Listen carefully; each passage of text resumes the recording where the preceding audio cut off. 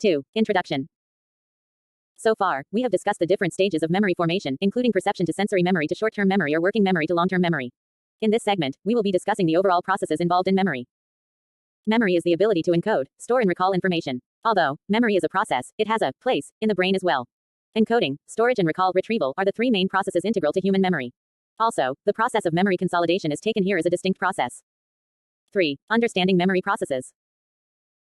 Although there are many distinct approaches to understand how memory works, but every different approach has three processes that are common. First is concerned with taking the information into the memory structure, storing it, and retrieving it back out. Let us now understand each step in detail. Paper number 1.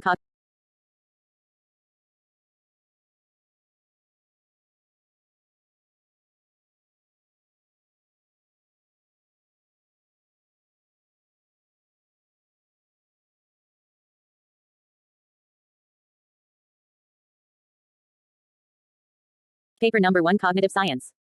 1. Learning Outcomes. Paper number 1. Cognitive Science. Figure 1. Showing the steps of memory processes. 3.1. Putting it in, encoding. The first step in the memory processes is to get sensory information, sight, sound, into a form that the brain can use, a process called encoding. It is a set of mental operations that are performed by people to convert the sensory information into a form that is usable in the brain's storage system. For example, when a person hears a sound, his/her ears orient in the direction of the vibrations in the air, turning it into neural messages from the auditory nerve, thus making sure that the brain interprets the sound. Therefore, first important step in creating memory is encoding, a process through which the perceived sensory information is transformed into a construct that can be stored in the brain, and then recalled later from short-term or long-term memory, whenever it is required. Encoding is a biological event, which starts through our senses where perception is further activated. The process of putting information in memory begins with attention, regulated by thalamus and the frontal lobe. When a person encounters a memorable event, it causes the neurons to fire more frequently, therefore making the experience more intense. This further leads to increase the possibility that the event will be encoded in our memory. Researchers have seen that emotions tend to increase attention for certain events in our lives. These emotional elements of our life are processed in unconscious pathways of our brain. Only then the actual sensations which are derived are further processed. Encoding can take on different levels, of which the first step is the formation of short-term memory from the ultra-short-term sensory memory. In the next step, the acquired memory is converted to long-term memory by the process of memory consolidation. Through this process, a memory trace or engram is created in response to the external stimuli. An engram can be defined as a biophysical or biochemical change that occurs in the neurons of the brain. Therefore, encoding is not limited to turning sensory information into signals for the brain, but instead it can take a different form in each of three different storage systems, or stages of memory. In one stage of memory, encoding can take the form of rehearsing the information, so that it can stay in our memory system. Whereas in another stage, encoding involves elaboration to information so that meaning is attained. There are four main types of encoding. Acoustic encoding includes the processing and encoding of auditory inputs such as sound, words, etc. for storage and later retrieval. Further, this process is supported by phonological loop. This concept helps input content present in the echoic memory to be sub-vocally rehearsed, which in turn helps in remembering process. Through visual encoding, images and visual sensory information are encoded. The storage of this type of information is temporary, which is in the iconic memory before it is processed further and put into long-term memory. Amygdala, within the medial temporal lobe of the brain, which plays an essential role in the handling of emotional reactions, has a key role to play in putting in the visual sensory information. It allows visual input along with input from other structures and encodes the positive or negative values of conditioned stimuli. Tactile encoding is the encoding of stimulus through touch and its feeling. This involves the function of the neurons in the primary somatosensory cortex of the brain. Paper number 1. Cognitive Science. Semantic encoding processes the overall meaning of a sensory input, taking into consideration the context in which it has occurred, instead of deriving from a particular sense. It is believed that, in general, acoustic encoding is used to process the short-term memory, while to encode the long-term storage, semantic encoding is more reliable. 3.2. Memory consolidation. Consolidation is the processes of stabilizing a memory trace after it has been initially acquired. It is an active part for encoding and storage of any information. It is the second step in the memory processes. It further includes two specific processes, namely, synaptic consolidation, which occurs within the first few hours after learning or encoding, and system consolidation, where hippocampus-dependent memories become independent of the hippocampus over a period of weeks to years. This procedure works exclusively through potentiating, the process by which synchronous firing of neurons makes those neurons more inclined to fire together in the future. As new experiences are gathered, creating more connections and pathways in the brain.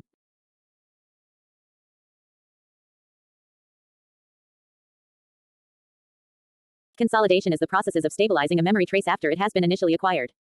It is an active part for encoding and storage of any information. It is the second step in the memory processes. It further includes two specific processes, namely, synaptic consolidation, which occurs within the first few hours after learning or encoding, and system consolidation, where hippocampus-dependent memories become independent of the hippocampus over a period of weeks to years. This procedure works exclusively through potentiating, the process by which synchronous firing of neurons makes those neurons more inclined to fire together in the future. As new experiences are gathered, creating more connections and pathways in the brain, they may rewire itself by rerouting connections and rearranging its organization. Therefore, we come to the question: what leads to neural network pathways? For example, the reason why musicians become better at playing music faster in error is that when music is played over many times, then it causes repeated firing of some specialized cells, which makes it easier for the brain to fire similar signals later on. 3.3 Memory storage. The next step in memory is to retain the received information for a considerable duration, a process called storage. The duration can be of different lengths, durations, depending on the stage of memory being used. For instance, a person may keep information for some seconds only for the current use in one stage of memory, while on the other stage a person may retain the information for a longer period of time. Storage is the more or less passive process to retain the received information in the brain. This information may be stored in the sensory memory, the short-term memory, or the more permanent long-term memory. These three different stages of human memory, through filtration, allow only the relevant information to enter our memory by discarding the unwanted instructions. The more the information is reproduced or used, more often than not it is to be stored in long-term storage. For example, this is precisely the reason why studying aids people to improve performance on tests. Therefore, contrary to what is usually assumed, our memories regarding our day-to-day life or other types are not kept in our brains like book stacks on library shelves, instead must be timely reconstructed from elements spread across different structures of the brain by the encoding process. Memory installation and upgradation is thus an ongoing process of rearrangement resulting from regular changes in our neural pathways and parallel processing of information in our brains. 3.4 Getting it out. Retrieval. Paper number 1 Cognitive Science. The process of recall or retrieval of memory can be defined as the subsequent reaccessing of experience or events from earlier date, which have been already encoded and registered in the brain. It represents one of the three main processes of memory. Recall, in simple words, refers to recollection of previously learned notions that was stored in the memory and bringing it to the conscious awareness. When you remember something, you are actually recalling the memory.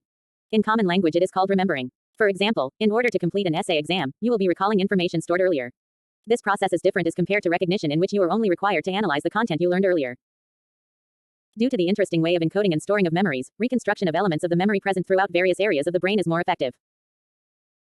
Memories that are saved in our brains aren't arranged like large number of journals in the library, or even as a group of recordings or pictures or videos, but might be better considered as a kind of collage or a complicated puzzle, consisting of different elements that are stored in distinct parts of the brain, having being amalgamated via associations and neural networks. Recalling of memory therefore needs reaccessing the nerve lane in the brain which are formulated when encoding process takes place in our memory, and the strength of those pathways can only be determined by how quickly the memory can be recalled. Through the process of recall, the stored information in the long-term memory is assessed and brought to focus in our short-term, where it can be revisited, in a type of mirror reflection of the encoding process. It is then put back in long-term memory, therefore rearranging and strengthening it. Human beings are very efficient in recalling memories. We may recollect a piece of information directly, that has a direct connection with a question or a cue. This kind of retrieval does not require sequential scanning as it is done in computer systems until a match is found. While on the other hand, there are some memories that are retrieved quickly through a hierarchy as they are not directly linked to the question or the cues. The cues, however, trigger a type or a category of information regarding to which specific facts are known. The brain determines these pieces of information and searches the memory for a specific fact, e.g. it quickly notices a question like, what is Raj's mobile number? As stupid in that no search could ever generate an answer. As for the evidences, memory recall is often an automatic process. Thus, even though distraction or divided attention during recall leads to slow down the recall process to some degree, it usually has minimal effect on the accuracy of recalled memories.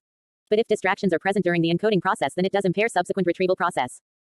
Types of recall can be classified into three types. Free recall, which an individual is presented with a list of statements to memorize and then are told to retrieve them in any random order, therefore the name, free. This type of recall is affected by either the primacy effect, when the items present at the beginning of the list are recalled correctly and more easily, or the recency effect, when the items present at the end of the list are recalled correctly and more easily, and also of the contiguity effect, the marked tendency for items from neighboring positions in the list to be recalled successively. Cued recall is a concept in which an individual is provided with a list of items to memorize and is then required to answer with the help of cues or guides. With the help of cues, a person tends to remember items on the list that they could not recall in the first place, and were assumed to have been lost to the memory. This can also take the shape of stimulus response recall, which takes place when words. Paper number 1 Cognitive Science. Pictures and numbers are given together in a pair, and the ensuing relationship between the two items becomes a cue to the recalling of the other item in the pair. Serial recall is about the ability to retrieve statements or events in the exact order in which they occurred. The sequence may be of the chronological events in our autobiographical memories, or the sequence of the different segments of a sentence, with the intention to make sense of them. Serial recall in long-term memory is different from that of the short-term memory. This is so because in long-term memory a sequence is represented as a whole, instead of a series of distinct items. Testing of serial recall by psychologists have yielded several general rules. More recent the events, more easily they are remembered in order, especially with auditory stimuli. With the increase in the length of the list or the sequence, its recall decreases, likelihood of remembering correct items but in an incorrect order. Where errors are done, there is a habit to reply with an item that is similar to the original item in one way or the other, e.g., jog, instead of log, or even an item that is conceptually close to the original item. Although rare, but repetition errors does take place.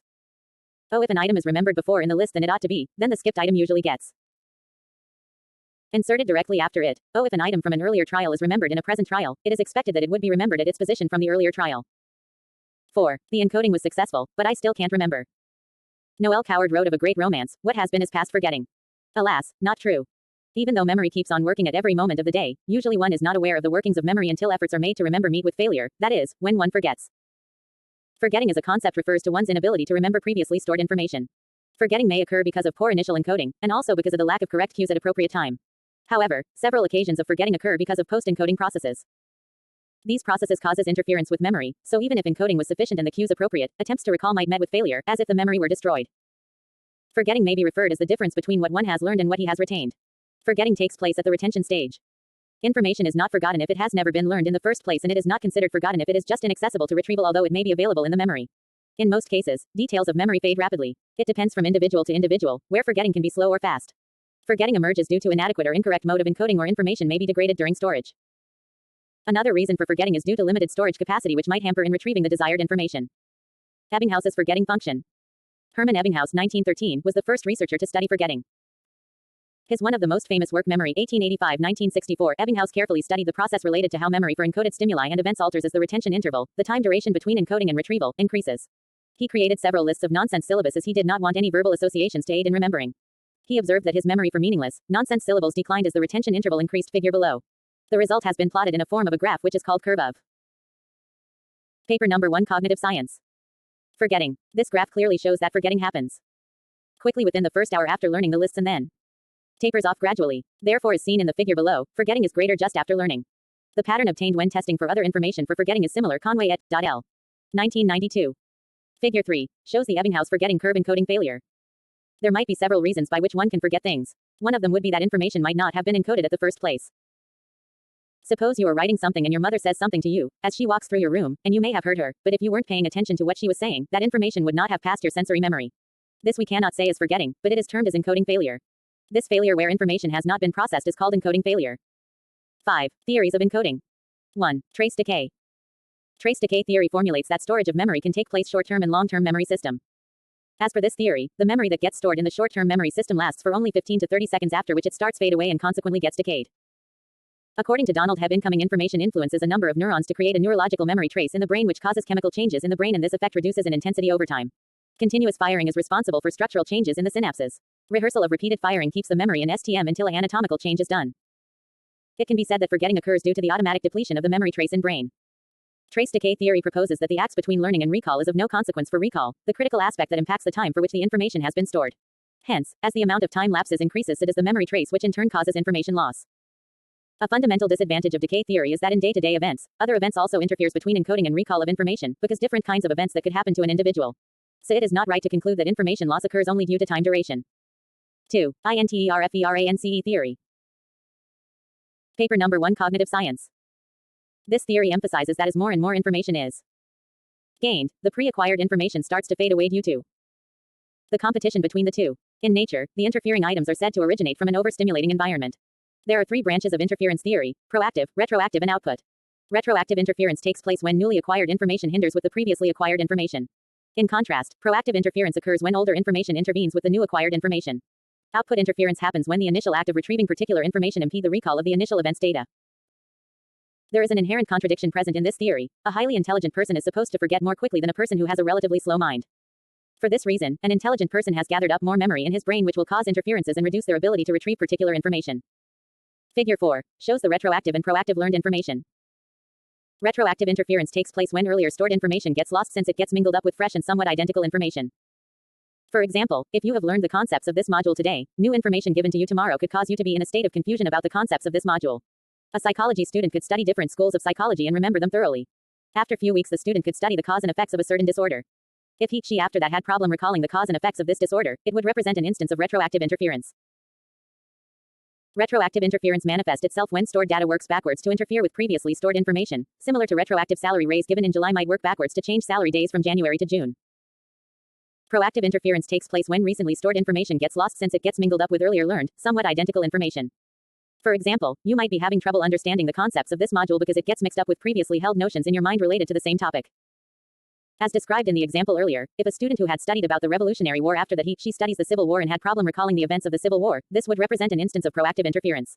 The difference between retroactive and proactive interference are described in Table 5.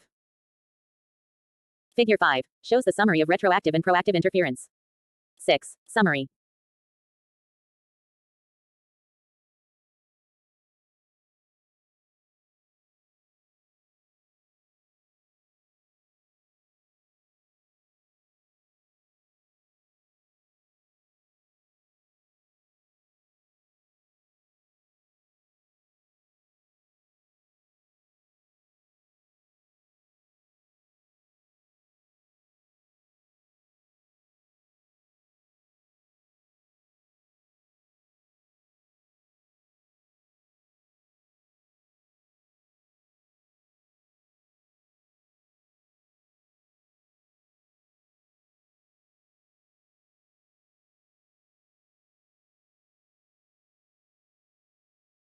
Paper number 1 Cognitive Science. Paper number 1 Cognitive Science. Encoding, storage and recall are the three main processes involved in human memory. In this process, consolidation, which is considered to be either part of the encoding process or the storage process, is understood as a separate unit. The first step in the memory processes is to get sensory information, sight, sound, into a form that the brain can use, a process called encoding. It is a set of mental operations that are performed by people to convert the sensory information. 4 types encoding had been discussed in this module. They were acoustic encoding, tactile encoding, semantic encoding, and visual encoding, all playing a role in converting sensory information. Consolidation is the second step in memory processes. Consolidation is the processes of stabilizing a memory trace after the initial acquisition. It is an active part for encoding and of storage of any information. The next step in memory is to hold on to the information for some period of time, a process called storage. Storage, which can be defined as more or less a dormant process working in the background, which is concerned with storage of information in the brain, whether in sensory, working, or long-term memory. The process of recall or retrieval of memory can be defined as the subsequent reaccessing of experience or events from earlier date, which have been already encoded and registered in the brain. It represents one of the 3 main processes of memory. 3 main recall types were discussed. They are free recall, serial recall, and queued recall. The inability to recall stored information is called forgetting. This was further explained with 2 theories, decay and interference theory. Paper number 1.